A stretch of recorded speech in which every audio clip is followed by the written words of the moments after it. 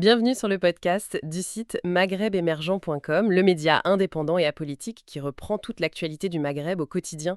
Je suis la journaliste et animatrice aujourd'hui. Et je suis l'invité spécialiste. Ravi d'être là pour discuter de ce sujet. Alors, aujourd'hui, on plonge dans le cas de la Renault Taliant 2025, présentée comme une vraie nouveauté, design moderne. Mais voilà, sa situation en Algérie, c'est un peu plus compliqué. On va essayer de comprendre, à partir d'une analyse récente, pourquoi elle plaît tant et pourquoi c'est si difficile de la trouver via les canaux normaux là-bas. L'analyse parle même de sensations, de design audacieux. Qu'est-ce qui fait mouche concrètement pour les Algériens avec ce modèle ? Oui, l'attrait est indéniable. Plusieurs choses ressortent. D'abord son look. C'est une berline tricorps, un format qui a toujours la cote là-bas. Ça fait statuaire, moderne. Et puis, elle pioche son style chez les dernières Clio V, le Capture aussi. Des références qui plaisent. D'accord, le design donc. Et côté moteur, prix. Sous le capot, on a les moteurs essence, TCE, 90, 100, 110 chevaux. C'est perçu comme performant, assez adapté. Et le prix, sur le papier en tout cas, il est présenté comme attractif.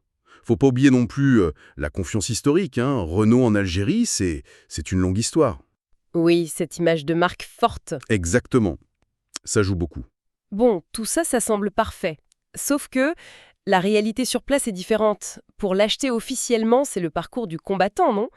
L'analyse mentionne le réseau Renault à l'arrêt, des problèmes à l'usine d'Oran. C'est tout à fait ça.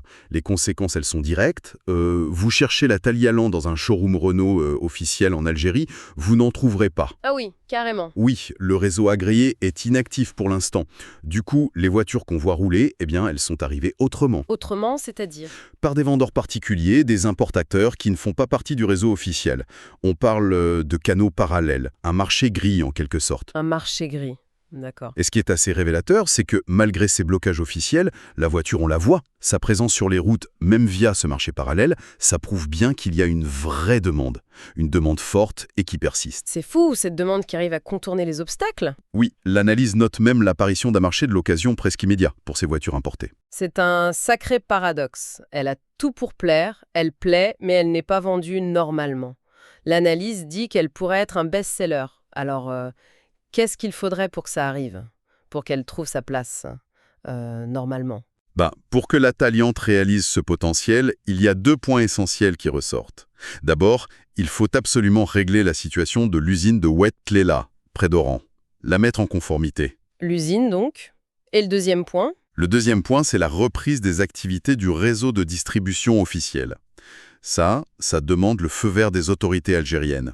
D'accord, donc régularisation de l'usine et réouverture du réseau. Voilà. Si ces 2 conditions sont réunies, alors là, oui, la Taliant pourrait vraiment décoller.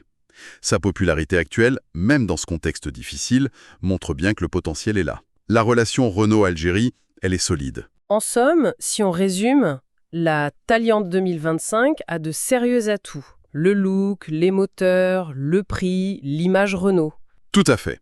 Mais sa commercialisation officielle est complètement bloquée aujourd'hui. Le réseau est inactif, l'usine d'Oran rencontre des difficultés. C'est ça, les obstacles sont majeurs. Pourtant, les acheteurs la veulent. On le voit bien avec ce marché parallèle qui s'est développé. La demande ne faiblit pas, non. Donc l'avenir de ce modèle en Algérie est suspendu à la résolution de ces problèmes administratifs, industriels, une normalisation en fait. Une normalisation, exactement. Et ça nous amène peut-être à réfléchir plus largement aux défis actuels pour le secteur automobile en Algérie, non ? Effectivement, c'est un cas qui illustre bien certaines complexités du marché. Merci pour votre écoute et retrouvez plus d'actualités sur maghrebemergent.com.